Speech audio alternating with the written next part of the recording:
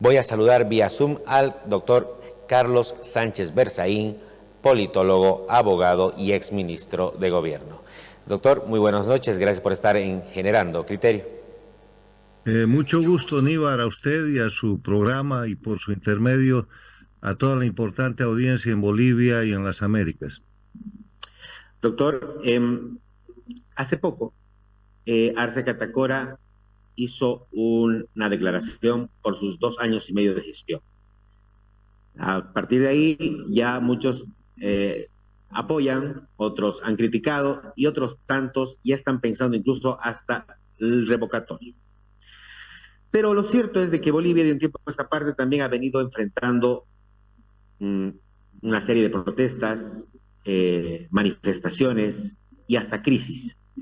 Con usted hoy vamos a tocar justamente las principales y entre ellas, por supuesto, recordemos las manifestaciones del censo que hicieron un cambio trascendental en la fecha, la malla curricular, una protesta que todavía continúa de los maestros urbanos, no se ha contentado con las 3 contrapropuestas que le hizo el ministro de Educación. El tema del dólar que continúa todavía con mucha especulación. Unos dicen que hay estabilidad, no hay necesidad, que la ley del oro incluso ya podría dar solución y calma a los que tanto están especulando el tema del dólar. Y por supuesto la gestora pública, porque muchos pensionistas todavía desconfían de la misma. Y entre las crisis principales está, por supuesto, la de Perú con Bolivia y la interna del movimiento al socialismo. Doctor, con usted su análisis, por favor. Lo primero que hay que anotar, Níbar, es el marco general en el que se desenvuelve Bolivia. Primero, Bolivia ha dejado de ser una democracia hace rato. No tiene ninguno de los elementos esenciales de la democracia.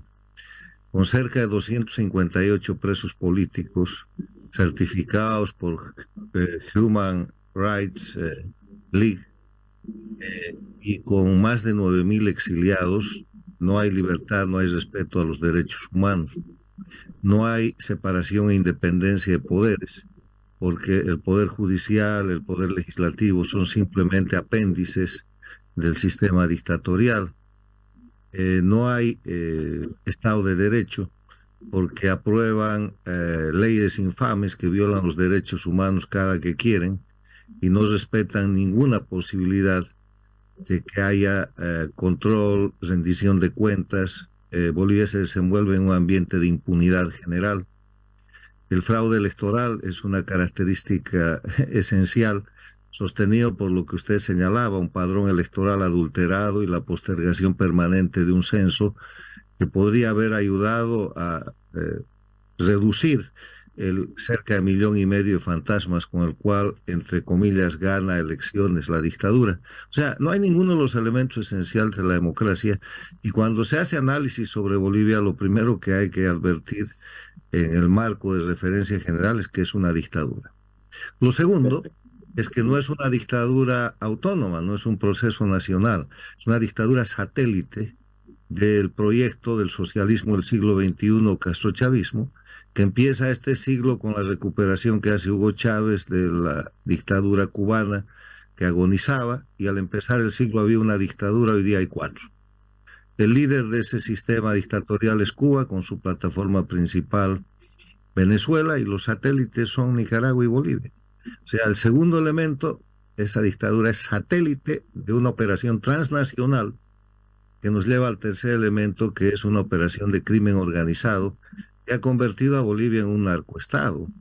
Narcoestado quiere decir un estado en el cual funcionarios del gobierno, haciendo uso de sus potestades legales, participan en cualquiera de los eslabones de la cadena del narcotráfico. Y en Bolivia se reconoce como el partido político más importante a la sigla que se ha comprado del conjunto de federaciones de cultivadores y productores de coca y de cocaína del trópico de Cochabamba, del Chapare, que es el MAS, Movimiento al Socialismo, que es una sigla que se compraron del desgajamiento de la Falange Socialista Boliviana, con el que han penetrado la política y han instalado el crimen organizado en la política boliviana, como ha sucedido en Venezuela, en Nicaragua y en Cuba. Entonces, esos tres elementos, que se los resumo, son el marco de referencia: dictadura satélite, el castrochavismo, y narcoestado como sistema de crimen organizado. Entonces, analizando sobre esa realidad objetiva, porque no hay otra, se agrega un elemento que es el que ahora llama la atención, que es la crisis. Y es la crisis en la cual empiezan evaluaciones, explicaciones, tratan de buscar culpables. Y en ese análisis no hay que permitir que se pretenda examinar el gobierno de Arce Catacora en 2 años y medio. Es el gobierno del sistema dictatorial en Bolivia establecido por Evo Morales Arce Catacora, y que viene desde que tomaron el poder, desde prácticamente que dieron el golpe de Estado el año 2003 y empezaron un proceso de destrucción de la institucionalidad y la constitución política del Estado boliviano hasta llegar al año 2008-2009, en el que instalan la constitución del Estado plurinacional con puro fraude, falsificaciones, crímenes. Pero es un solo proyecto, es un solo gobierno, es un solo régimen dictatorial. Morales, Arce Catacora, porque además en el gobierno, cuando Morales era el dictador en ejercicio, Arce Catacora era su ministro de Economía, es su ministro de Hacienda. Y cuando tiene que llegar a la presidencia Arce Catacora para recuperar el control del poder ejecutivo que habían perdido por la renuncia de Evo Morales del año 2019 y el fraude electoral y los crímenes que cometió, lo único que Bolivia tiene desde hace 2 años y medio es un dictador en jefe, que es Evo Morales, y un jefe del gobierno, que es Arce Catacora. O sea, el análisis tiene que ser completo, desde que empiezan a destruir la nación boliviana hasta ahora, que es un periodo muy largo. Doctor, permítame. A partir de ello, repito, al principio decían muchos, bueno, 2 años y medio, ya empecemos, algunos lo han felicitado, otros le han criticado, y hay otros, como decía al principio, ya estaban o ya están pensando en el revocatorio. Y hay otros que dicen que las mismas manifestaciones de los maestros, de los jubilados y de otros sectores más, que se han visto de cierta manera amedrentados con ese paquetazo de leyes que usted denomina leyes infames, han empezado a dar a entender como si la crisis se generaría a partir de este conflicto, sobre todo económico. Y ahí la pregunta, perdón, con esto termino. Y ahí la pregunta, de un gobierno tiende a peligrar su estabilidad más cuando hay crisis política o cuando hay crisis económica. Mire, vamos a empezar por el final. La economía es una consecuencia, no es una causa. Esa es la regla. La causa es la forma como se establece la organización, la política del Estado. Y la causa por la cual hay crisis económica en Bolivia, y es una crisis económica irreversible, y es una crisis que va a arrastrar a situaciones de pobreza y de miseria al pueblo boliviano, es porque la dictadura de Morales Arce Catacora destroza el sistema de estabilidad boliviano que había sido establecido en el año 1985 con la nueva política económica, y lo reemplaza por la política económica del castrochavismo, que ha llevado a Cuba a una crisis total. No tienen luz, no tienen comida. Los cubanos están comiendo el 36% de la proteína que deberían necesitar, de acuerdo al último informe del Programa Mundial de Alimentos de las Naciones Unidas. Ha llevado a Venezuela a una crisis humanitaria con 7 millones de gente que ha escapado de Venezuela, y la situación terrible de la economía, donde un maestro gana $15 al mes. Ha llevado a la crisis económica de Nicaragua y obviamente a la crisis económica de Bolivia. Y le voy a decir cuáles son las diferencias muy sencillas. La política económica del Estado boliviano en democracia era una política abierta a la libertad, abierta a la iniciativa para el crecimiento del país, y el país está creciendo extraordinariamente. Bolivia era hasta el año 2003 el primer país con reservas probadas y exportador de gas en la región. Exportaba gas a la Argentina, al Brasil, estaba subiendo los volúmenes y estaba preparando la exportación a México y Estados Unidos. Bolivia era un país con una minería boyante, de ser un país exclusivamente minero. En el balance de nuestro Producto Interno Bruto, la minería había bajado a un orden de un tercio y crecieron los productos de exportación no tradicional, soya, alimentos, flores, productos artesanales, café. Bolivia estaba exportando grandemente. Y llega al gobierno el proyecto castrochavista, la economía del socialismo del siglo XXI, ¿y qué es lo que hace? Primero, hace desaparecer el elemento esencial que toda economía tiene que tener, que es la libertad de cambio. En Bolivia el dólar estaba fijado por la oferta y la demanda por el bolsín. Congelan el bolsín y se dedican a subvencionar un monto fijo de valor del dólar, 6 y algo, para mantenerlo así y decir que son eficientes con miles de millones de dólares de subvención. El dólar, el precio real del dólar en Bolivia debería estar cerca de los 11 o 12 bolivianos por dólar desde hace bastante tiempo, pero como controlado desde el Estado, lo mantienen donde está y ha producido la crisis de que en Bolivia no hay dólar. Primer elemento, o sea, destrozan la libertad de cambio. Segundo elemento, reinstalan la subvención a los precios de los combustibles, que le cuesta a Bolivia millones de dólares, miles de millones de dólares, pero que representa para el régimen un gran negocio porque compran combustible, diésel, gasolina, con grandes sobreprecios que nadie los controla y siguen manejando la subvención. Y el tercer tema que han hecho ha sido convertir al Estado en el mejor y en el más grande empleador, haciendo desaparecer la libertad de contratación, que es la base del desarrollo y de la competencia y del libre mercado que termina siempre favoreciendo al trabajador. Han convertido a todos o a la mayoría en empleados públicos con una cantidad de bonos extraordinarios, todo a costa del Tesoro General de la Nación. Entonces, ¿qué tenemos hoy día? Tenemos un Estado gigantesco, centralista, absolutamente dictatorial, concentrador, y han introducido el estatismo a full. Y en el estatismo a full lo que hay es corrupción, absoluta falta de rendición de cuentas y quiebra. Y han quebrado Bolivia. Porque le voy a dar un dato que acaba de salir. En el primer trimestre de este año, las exportaciones de Bolivia han bajado el 23% con relación al año pasado. Bolivia tiene un déficit comercial. ¿Qué quiere decir? Bolivia está importando más de lo que está exportando. Y lo que el Instituto Nacional de Estadística acaba de informar es que ese déficit es de 215 millones. Debe ser mucho más porque usted sabe que además el Estado controla todos los organismos de regulación y fiscalización y termina falsificando los datos. Pero ya están reconociendo déficit en la balanza comercial.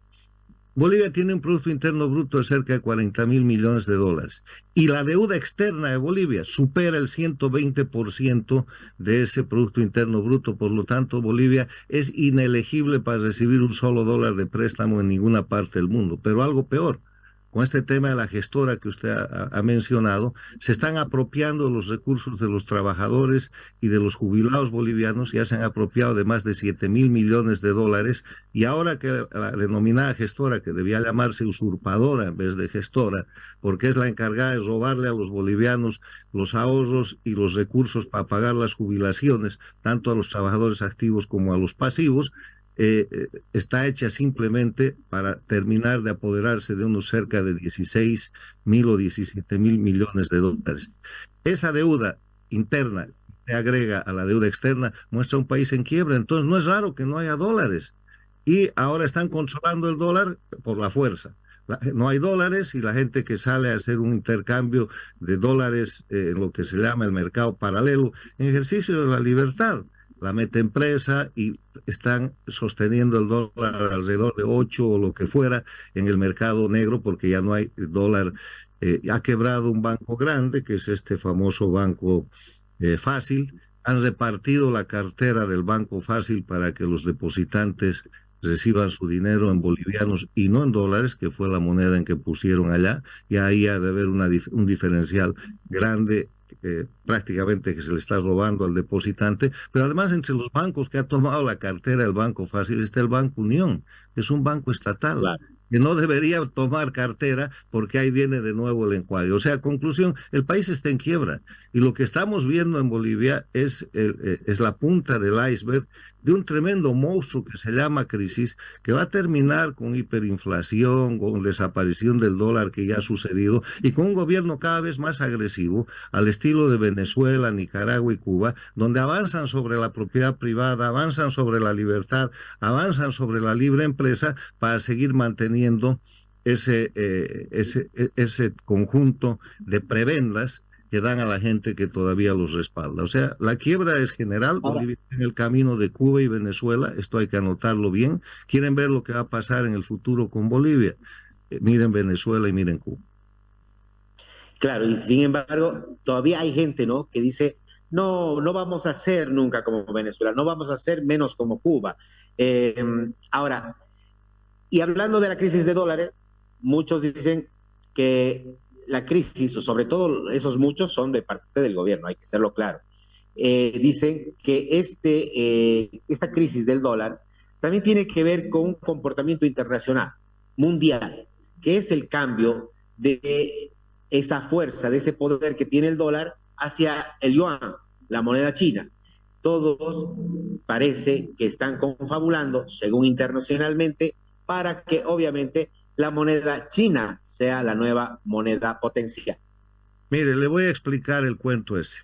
Como las dictaduras están en quiebra, Rusia está bajo sanción, es una dictadura de corte nacionalista, está bajo sanciones muy severas que la han dejado sin dólares por el ataque y la invasión a Ucrania. Irán está, que es la dictadura teocrática, está sin dólares porque está bajo sanciones por el desarrollo de la energía nuclear bélica que está llevando adelante. Cuba no tiene dólares porque no produce nada, vende esclavos y vende piedras y es un país en una crisis, en una quiebra total. Venezuela está en la misma situación. Nicaragua tiene el mismo problema y ahora no hay dólares en Bolivia. Entonces, estas dictaduras que se han quedado sin dólares se han dado la tarea de decir que hay que reemplazarlas por el yuan. ¿Por qué? Porque hay posibilidad de que, por ejemplo, Bolivia reciba un préstamo de cerca de 10.000 millones de dólares en su equivalente en yuanes, porque es el único país que a cambio de que entreguemos el oro, el gas, el litio, los recursos naturales, la flora, la fauna, y que Bolivia se vuelva un paraje controlado por los chinos, puede darle alguna liquidez para que sobreviva un año o 2 años más este sistema de crisis total. Es lo mismo que está pasando con los otros países. No hay manera de sustituir el dólar. Los países que no tienen dólar no pueden sustituir el dólar, o sea, simplemente no tienen. Este es un Ahora, discurso de doctor, los países que se han quedado sin dólares, que no tienen crédito internacional, que ya no califican en el sistema económico mundial porque están absolutamente quebrados y están hablando de yuanes, pero los yuanes son también dinero. ¿Con qué los van a conseguir si Bolivia no tiene producción? ¿Qué produce Bolivia? Además perfecto, de doctor, China que exporta. doctor, perdón. Hay una consulta que se generó a partir de esta conversación respecto al transitar del dólar al yuan en ese análisis, si es que se da. La pregunta es, ¿siempre fue el dólar la moneda principal o en ciertos periodos, de acuerdo a la coyuntura política y económica del mundo, las monedas han cambiado en ser las potencias? Bueno, cuando el mundo estaba dominado por el Imperio Romano, la moneda era el as romano. Pero le voy a explicar por qué el dólar es la moneda de intercambio mundial. Al terminar la Segunda Guerra Mundial con el triunfo de la democracia de los aliados, Estados Unidos, la Unión Soviética, la China, Francia y la Gran Bretaña contra los países del eje, Alemania, Japón e Italia, era necesario crear un nuevo sistema económico mundial, porque por efecto de la guerra el sistema económico había desaparecido y estaba en una crisis muy grande.